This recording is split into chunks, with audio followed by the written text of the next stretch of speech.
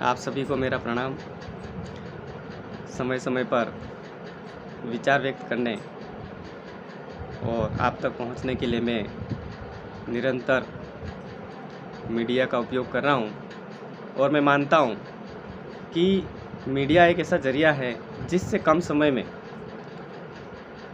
अधिक काम किए जा सकते हैं, अधिक विचार रख सकते हैं और क्षेत्र, राज्य व देश की उन्नति के लिए मीडिया सकारात्मक विचार रखते हुए काफ़ी कुछ हासिल किया जा सकता है।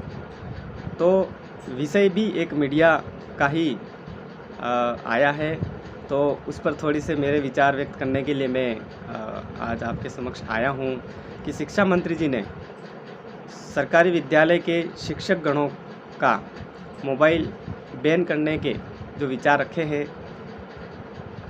अब विचार उन्होंने रखे हैं, उसके परिणाम कितने लाभदायक आएंगे या नकारात्मक आएंगे ये तो भविष्य में ही पता चलेगा। लेकिन उसके साथ ही मैं शिक्षा मंत्री जी से कुछ मेरे विचार व्यक्त करना चाह रहा हूँ कि शिक्षा पर आप गंभीर हैं और शिक्षा से ही क्षेत्र व देश की उन्नति संभव है। यह विषय बहुत ही अच्छा है। अगर सरकारें गंभीर हैं और वर्तमान सरकार अभी गंभीरता दिखा रही है, तो वास्तविक शिक्षा के क्षेत्र में बहुत ही काम करने की ज़रूरत है। शिक्षा के क्षेत्र में अभी वर्तमान हालात हमारे टीएसपी क्षेत्र में सबसे ज़्यादा अगर सोचनीय विषय हैं वह है सरकारी भवन, और अधिकतर इन सरकारी विद्यालयों में शिक्षक गणों की कमी, इन दो कारण की वजह से कहीं न कहीं शिक्षा बाधित हो रही है।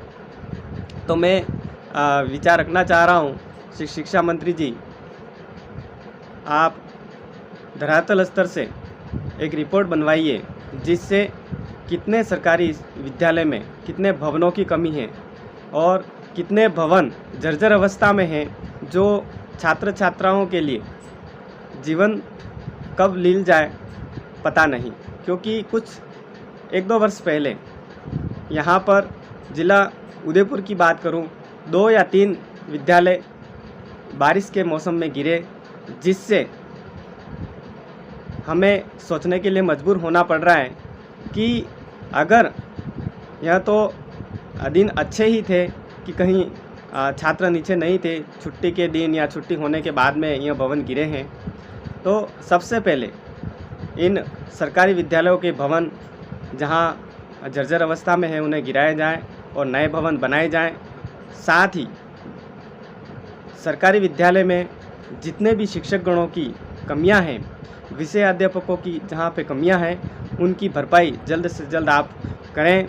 साथ ही मैं मानता हूं कि सरकारी कर्मचारी शिक्षकगण आपके हर आदेशों का पालन करते आए हैं और पालन कर भी रहे हैं। लेकिन अगर हम शिक्षकों का उद्देश्य देखें तो शिक्षकों का उद्देश्य है छात्र छात्राओं को शिक्षा देना, लेकिन कहीं न कहीं सरकारी आदेश और सरकारी योजनाओं को पूरा करवाने के लिए शिक्षकगण ज़्यादा बिजी लगते हैं। उससे यह प्रतीत होता है कि शिक्षकगण अपने उद्देश्य को पूरा कर पाने में कहीं न कहीं पीछे जा रहे। तो हम सभी कहीं न कहीं ये जो परिस्थिति आ रही है शिक्षकगणों के समक्ष, उनको कैसे समाधान की ओर ले जाएं। क्योंकि जब तक हम किसी भी समस्या के समाधान तक नहीं जाएंगे, तब तक हमें आगे बढ़ने की गति प्रदान करना मुश्किल ही है। छात्र छात्राओं के जो मूलभूत आवश्यकताएं हैं सरकारी विद्यालय में, वहाँ भी कहीं न कहीं काफ़ी कमियां हैं। आज हम 21वीं सदी की बात करें तो बहुत सारे देशों में ऑनलाइन टेक्नोलॉजी से शिक्षा प्रदान की जा रही है, लेकिन हमारे भारत देश में यहाँ गंभीरता से लिया ही नहीं गया इस विषय को। कारण क्या रहे हम यहाँ सोच नहीं सकते, लेकिन कहीं न कहीं शिक्षा पर अगर हम गंभीर हैं तो मूलभूत आवश्यकताओं के साथ में टेक्नोलॉजी युक्त शिक्षा हमें सरकारी विद्यालय में देना पड़ेगा। तो हमें सरकारी विद्यालय को उस प्रारूप में बनाना पड़ेगा जिससे एक आकर्षित विद्यालय हमारे बने, जिससे छात्र छात्राओं के पूरा दिन वहाँ बैठने से उनका मनमोहक मन लगा रहे। क्योंकि जब तक हम इन खंडर विद्यालयों में छात्र छात्राओं को बुलाकर पढ़ाई करवाएंगे तो मन नहीं लगेगा। क्योंकि आज की जो युवा पीढ़ी है उन्हें बहुत कुछ नवाचार पसंद है और नवाचार के साथ में ही शिक्षा देना सरकारों का कर्तव्य बनता है। तो यह सारी चीज़ें कहीं न कहीं सरकार को ध्यान केंद्रित करनी होगी और सरकारी गणों के समक्ष चुनौतियाँ बहुत हैं, धरातलीय चुनौतियाँ हैं और सरकारी चुनौतियाँ हैं। तो मैं आज इस मीडिया के मार्फत आप तक विचार व्यक्त ये भी करना चाह रहा हूँ कि धरातल स्तर पर जो जागरूक जो साथी हैं, जागरूक जो मार्गदर्शक हैं, उन सभी से मेरा अनुरोध है कि अपनी आसपास वाली स्कूल में आप भ्रमण करें और वहाँ पे जो धरातलीय जो समस्या आ रही है शिक्षकगणों के सामने, वो आप कम से कम उन्हें तो समाधान की ओर ले जाएं। क्योंकि शिक्षकगण अकेले हर परिस्थितियों से लड़कर आपके छात्र छात्राओं को शिक्षा गुणवत्तापूर्ण तरीके से दे, ये संभव भी नहीं है। क्योंकि ये सहभागिता है। अगर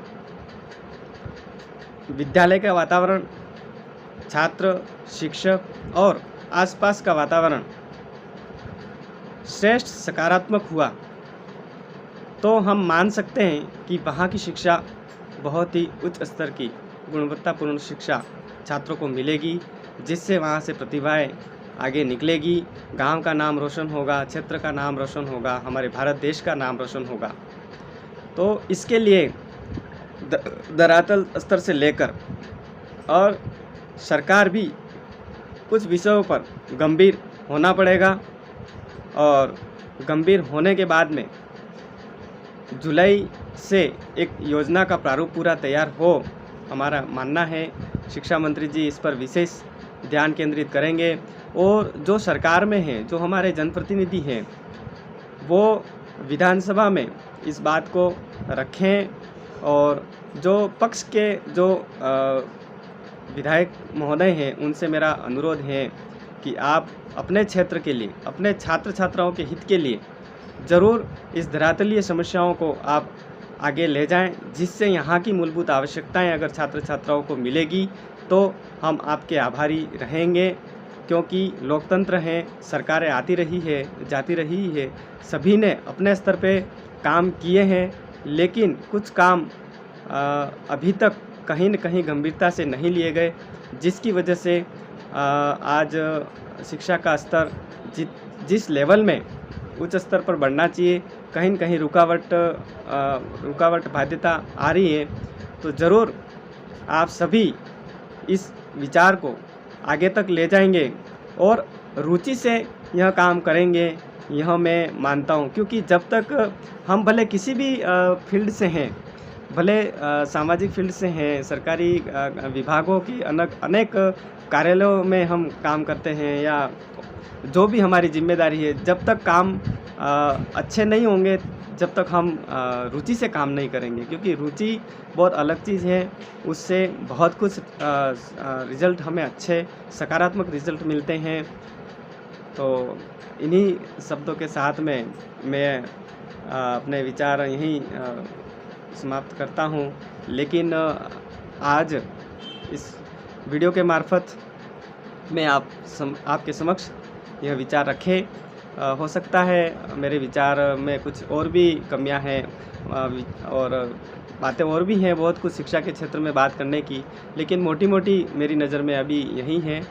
बाकी आप सभी जान ही रहे हैं और सरकारी कर्मचारीगण, शिक्षकगणों से मेरा निवेदन है कि आप अपने उद्देश्य से भ्रमित न हो आप यहाँ से भी सकारात्मक विचार रखते हुए और भी कुछ अच्छा करने के लिए प्रयास करें।